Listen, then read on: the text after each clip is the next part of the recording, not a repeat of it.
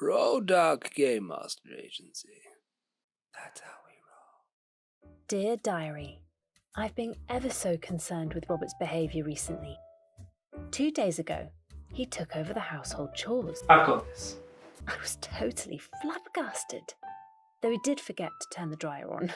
You almost ready? Am I totally ready? You look beautiful. You look beautiful. Leave. Come on, Charlotte, I'm ready! Charlotte! And his increasing lack of patience is troublesome.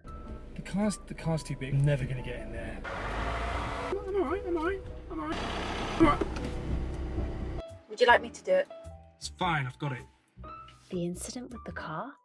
I mean, Rob. he's a dreadful parker at the best of times, but storming off? That was just silly. I almost forgot about the assault on Mr. Sugarberry. What is he doing? In all fairness, he needed the extra rolls. What has he done? Look what I've got. Then things got weird. You can see me. I rolled a natural 20. What are you doing? It's magic. It's a puppet. No. It's magic. There was the stack I found of unpaid bills.